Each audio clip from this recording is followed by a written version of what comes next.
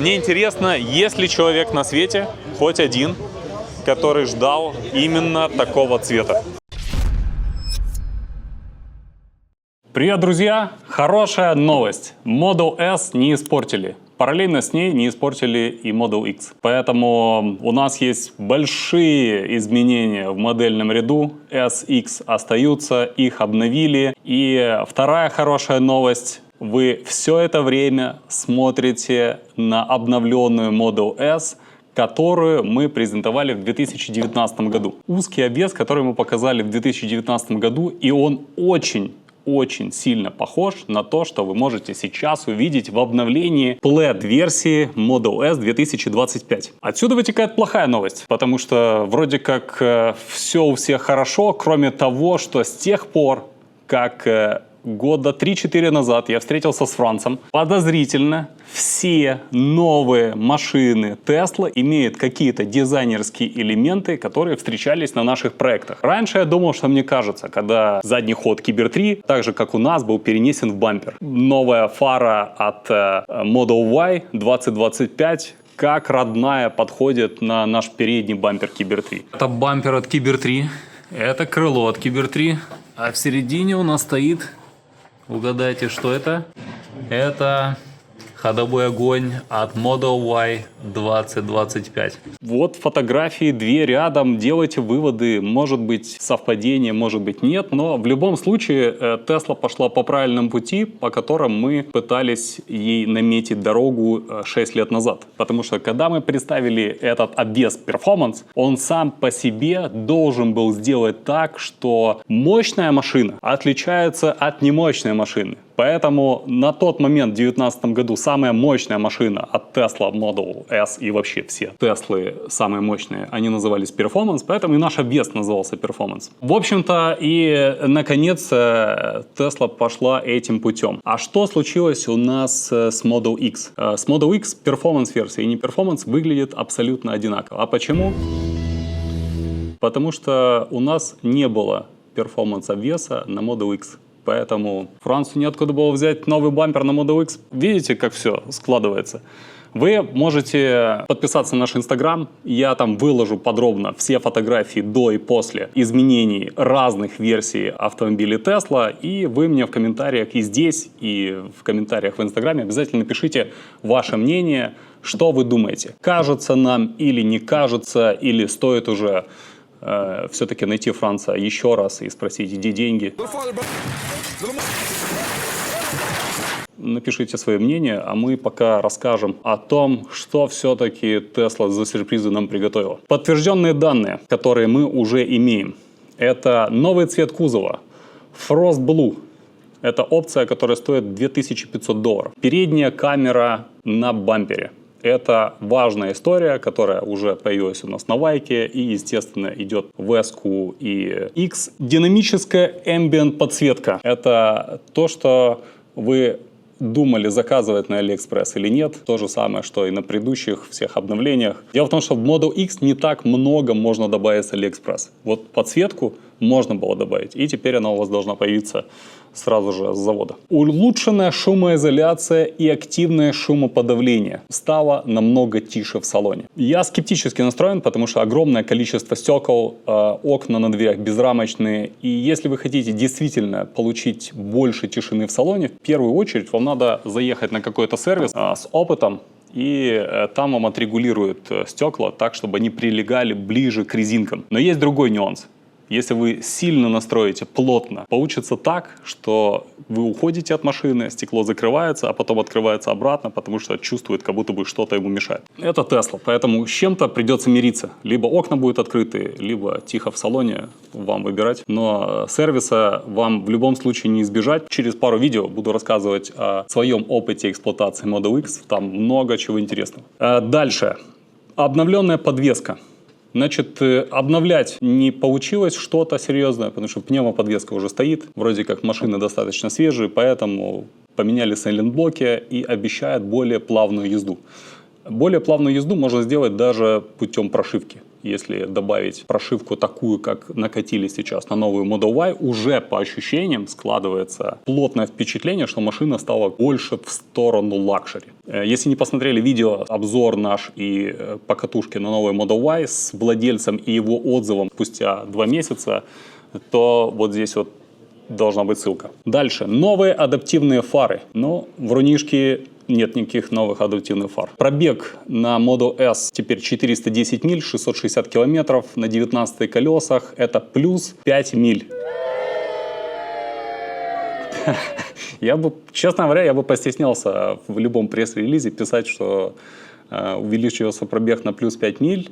На пробеге в 600 километров получить 5 миль — это в 2 раза не нажать на педаль акселератора, то есть проехаться более плавно, и вы получите плюс-минус такой же расход. Если бы попросили китайцев, они бы накинули спокойно километров плюс 150 вообще без никаких проблем. И, естественно, Model S Plaid получает передний новый бампер, диффузор, и это будет давать улучшенную устойчивость на скоростях. Если бы наш бампер повторили более качественно, то он бы дал как минимум серьезный плюс к внешности автомобиля, потому что там было много карбоновых элементов, и сейчас есть много карбоновых элементов. Он доступен к заказу, но не на Plaid-версии, на рестайлинговой версии Model S 16-20 годов. Что добавилось неожиданного? Это плюс 12 килограмм веса. Ну и максимальную скорость пока что ограничили. Model X добавили и немножко пространства в багажнике, и новые легкообславные диски, которые мы видели и сейчас вам покажем. Немного повышен вес на 83 килограмма. Примерно такие же килограммы получила и Model S не Plaid. Это и есть шумка, потому что мы, когда делали шумку, примерный объем шума и виброизоляции в автомобиле, который мы запихивали, был около 70 килограмм. Поэтому 83 килограмма — это может быть шумка, а может быть что-то еще, что добавили. Несмотря на это, получилось перенастроить все, и скоростные характеристики остались плюс-минус такие же. Ну и в салоне шумоподавление и ambient подсветка — это у нас и X. Значит, цены. Всего лишь на около 5000 все это должно подорожать. Model S сейчас Long Range стоит 85 тысяч, Plaid с обновлением будет стоить 99 990 долларов. Model X 89 990, Plaid версия будет стоить практически 105 тысяч долларов. Какие утечки гуляли интернетами и что ожидали неравнодушные увидеть в этих машинах? Значит, какие инсайды были на Rivian форуме, на Reddit и так далее? Ожидали увеличенные экраны, улучшенные материалы салона, ambient подсветка, поддержка HW, софт будущего FSD, 800 вольт, система 48 вольт, сеть аксессуаров, steer-by-wire, 4680 банки, внешние изменения. Предположительно внедрят технологии, которые уже установлены в Cybertruck. Ребята, нам повезло. И пока вы любуетесь новым цветом, я вам расскажу, в чем приключилось везение. В том, что мы завезли нашу машину на выставку Electrify Expo, а здесь стоят новые обновленные Model X и Model S. Поэтому мы быстренько сейчас с вами выясним, а что, собственно, включили в обновление, а что не включили. И могу сразу сказать, что steer-by-wire, 4680, матричные фары. Почему я сказал в Рунишке? Потому что, те же матричные фары, которые были. Это же было. Чего еще я ожидал, что может появиться в обновлении, а оно не появилось? Смотрите, под вот этой крышкой находятся у нас места, куда можно аккуратненько вставить рычажки переключения передач и переключения поворотников. То есть это есть, оно просто накрыто сверху пластиком, и нам предлагается пользоваться этим на руле. Это спокойно могли добавить. Но и главное изменение, которое в свою машину я инсталлирую самостоятельно, это Ambient. Ambient действительно выглядит круто, потому что его абсолютно не видно, когда машина не заведена. То есть кажется, как будто бы ничего и не происходит, а здесь аккуратненько вырезанная линия, и она светится. Откровенно говоря, китайцы сделали Ambient лучше, и я поставлю именно китайский. Тем более, многие из вас будут удивлены, и я бы удивлен тоже, но у меня есть уже подготовка под Ambient. То есть в каждом Model XS свежих годов есть уже фишка, куда надо втыкать вот эту всю историю, и она будет работать. Почему не поставили до этого? Наверное, ждали специально вот такого вот обновления. Естественно, главное, что вы получите в новой машине и чего я не получу у себя, это то, что не смогу менять Ambient на экране, пока не получу прошивку или не кастомизирую прошивку специально под рабочий Ambient. Китайцы нас уже приучили, и китайцы приучили европейцев, а европейцы, соответственно, показывают пример, что что-то все-таки что-то должно гореть. Жаль, конечно, что Plaid-версия X у нас не получила никакого нового бампера. Но, Франц, если тебе нужен новый бампер на X, только напиши, мы с удовольствием его сделаем абсолютно без никаких денег. Важно, чтобы мы понимали, где ты берешь идеи, и этого нам будет достаточно. Вот как выглядит камера. Рычажки не появились, визуально больше никаких изменений нету. Диски колесные. Но, ребята, это, конечно, на любителя. Я бы не хотел, чтобы на моей машине такие стояли. Но, может, кому-то из вас понравится, потому что все мы разные, и это имеет место быть. Это не просто страшные колпаки, это пластиковые элементы, которые встроены в легкосплавный диск. Я не очень люблю такие странные формы. Мне больше нравятся классические диски. Такой же вариант колесных дисков у нас и на S-ке. Вот так выглядит S. Точно так же выглядит Ambient сюда. Розовенький. Морда без изменений, потому что это у нас не Plaid, это Long Range. В Long Range прилетела только камера. Камера ровно такая же, как стоит на X. Еще что сюда прилетело, это углубление стало меньше. И теперь оно выглядит как на каких-то китайских версиях псевдореста. Я когда-то видел китайскую версию псевдореста, и она выглядела вот точно так же странно, но как-то более плоско.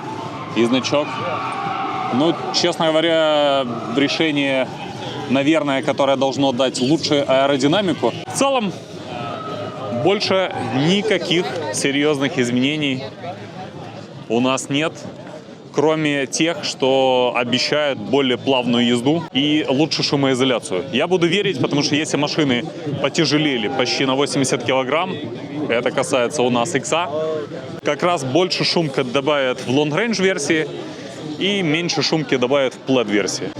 Обратите внимание, что машины, которые Tesla показывает на дисплее, они все с круглыми рулями. И почему сюда все-таки не поставили назад рычажки, я не понимаю. Причем на Model Y обновленные уже пошли на попятную и вернули обратно поворотники. Девушка замечательная включила мне музыку, чтобы не блокировался YouTube.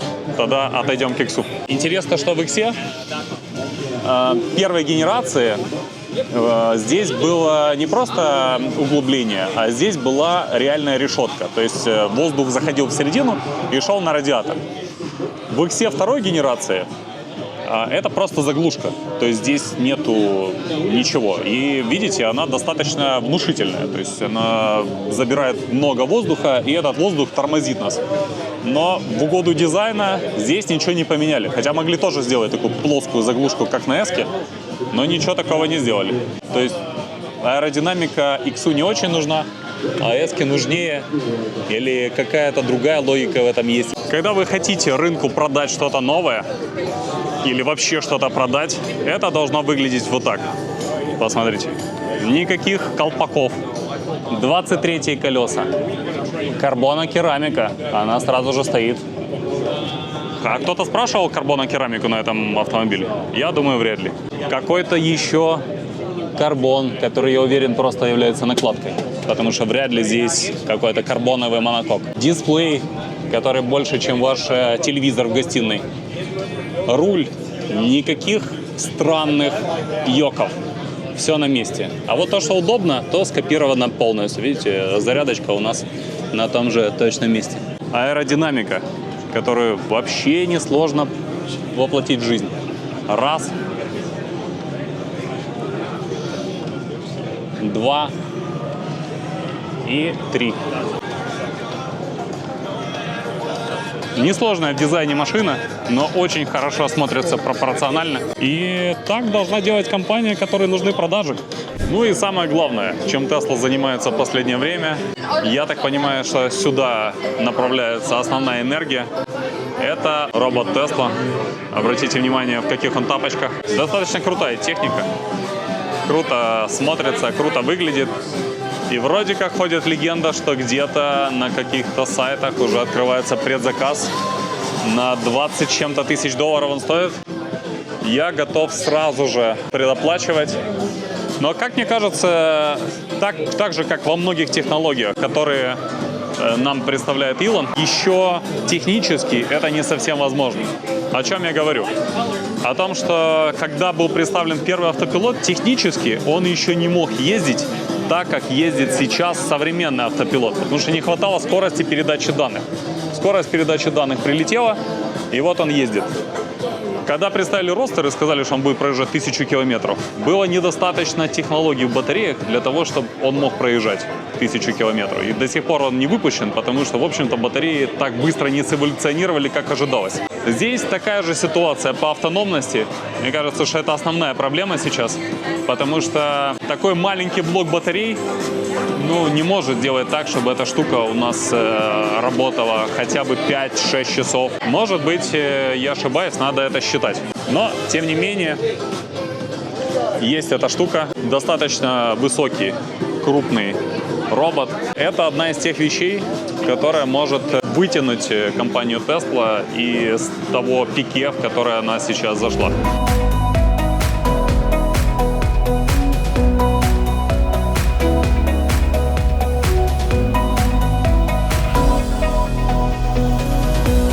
Мы тут!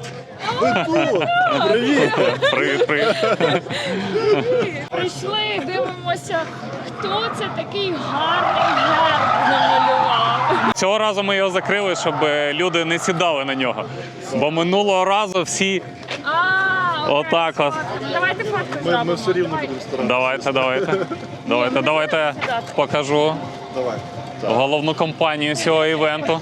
Ми сьогодні ж будемо сьогодні хедлайнерами. Ми сьогодні Всього? говоримо. Серйозно? Так, Люба буде розказувати про нашу технологію сьогодні, Ага. і це буде круто. Так, включаемся назад. Вроде как улучшение есть. Действительно, машина должна выйти еще более комфортная, может быть, для кого-то более красивая. Отлично, что они пошли в сторону китайчатины, не сделали ее однобровкой. Это просто прекрасно. Я счастлив видеть машину, которая все еще выглядит как не однодневка, не автомобиль, у которого дизайн заставляет людей покупать их завтра и послезавтра. А после-послезавтра они точно его покупать не будут. И будут покупать что-то другое. То есть на этом поле есть мощные игроки. Hyundai, Kia, они там борются за фанатов свежего дизайна. Это все хорошо. Непонятно только одно. Кто будет покупать эти автомобили?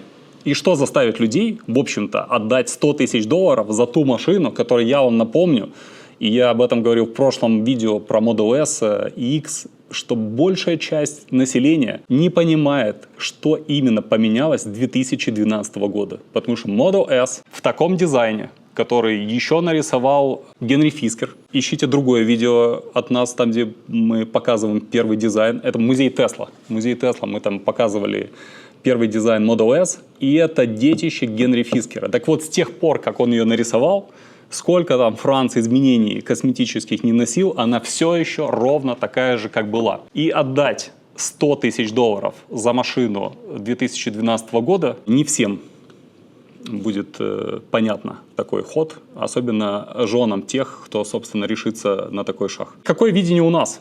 Как бы мы поступили на месте Тесла в этой ситуации? Потому что если ты критикуешь, должен предлагать. Ну, первое – это убрать любые вариации ужасных колпаков. Второе – есть замечательная опция Track Package, и она должна была быть установлена во всех автомобилях PLED как минимум с завода. То есть карбонокерамика, облегченные колесные диски, 20-е широкие лапти, которые стоят. И вот я прямо сейчас смотрю на эту машину, и вы можете тоже ее видеть. Вот она стоит за окном с этими колесами, с этой тормозной системой. И в реальности на дорогах общего пользования я их встречал ни разу. То есть один раз я видел на треке несколько людей, которые ставили карбонокерамику, то ли оригинальную, то ли нет, и все. То есть это абсолютно непопулярная опция, которую можно было бы спокойно распродать и поставить на все следующие модели PLED. Именно этого, я думаю, люди бы ждали. Если идти более радикально, то можно было вместо того, чтобы поставить наш узкий обвес завода 6-летней давности, поставить наш широкий обвес завода 6-летней давности. И это тоже бы дало какой-то результат. Если вы думаете, что история с широким обвесом это что-то, то, что не очень популярно, то я вам хочу напомнить, что практически все автопроизводители, такие как BMW, Audi, Mercedes, они все свои топовые машины всегда выпускают только в широком варианте. Есть также Dodge, у которых есть вариант топовую машину выбрать в широком обвесе или не в широком обвесе. Но в любом случае, эта история, как можно подчеркнуть автомобиль, который выдает невероятные характеристики. Tesla на сейчас — это единственный настоящий американский muscle car. По какому критерию я это определяю? Muscle car — это всегда были самые дешевые лошадиные силы. Этот вариант — это на сейчас самые дешевые лошадиные силы. И даже если в широком обвесе сделать цену около $200 тысяч, это по-прежнему будут одни из самых дешевых лошадиных сил на рынке. И это точно отделит людей, которые хотят скорость, от тех людей, которые хотят далеко ехать. Потому что в широком обвесе машина будет проезжать немножко меньше. Но она и так с 3 двигателями проезжает немножко меньше. И все равно те, кто хотят купить самую быструю машину, никогда не интересуются с тем, сколько машина проходит. Mercedes в AMG обвесе имеет далеко не лучшую аэродинамику. Вообще никто, по большому счету, не занимается аэродинамикой Мерседеса в AMG обвесе. Это стиль и это обдув в основном радиаторов. Все, больше там никто ни о чем не думает. Ну и главное, чтобы ничего не отвалилось на скорости 300 км в час. Те, кто хотят ехать далеко, 100 тысяч, long range, отличный вариант. Те, кто хотят ехать быстро, 200 тысяч, это мой рецепт для Tesla. 200 тысяч и карбонокерамика, крутые колеса, все по максимуму для того, чтобы эта машина была эмоциональной. Если Tesla не услышит нас, вы можете нас услышать. Обвесы широкие есть у нас и на PLED, и на предыдущие Model S. Поэтому сделайте свою машину такую, какой не может сделать для вас Tesla по какой-то причине. Не нравится наш обвес? Пожалуйста, поставьте Unplug Performance. Ребята старались, они прямо рядом с вами находятся. Поставьте их обвес, поставьте какой-то дополнительный шильдик и продавайте эти машины 150+. Люди будут покупать, людям хочется отличаться от других людей, первое. А второе, им хочется владеть максимальной комплектацией чего-то быстрого, мощного. И она такая есть. 1,99 до 100. Не всегда, иногда, но все-таки в рекламных брошюрах мы это видим. Важно, какую эмоцию демонстрирует и продает эта машина вместе с собой. Мы за то, чтобы вы получали эмоцию. Поэтому хотите больше эмоций, покупайте наши обвесы, покупайте машины, заезжайте к нам на сервисы и подписывайтесь на этот канал, потому что мы стараемся говорить об электромобилях как об эмоциональных автомобилях. И это важно Тесле понять, если они хотят все-таки когда-нибудь продать свои 8 миллионов автомобилей со всех своих фабрик. Все, увидимся, пока.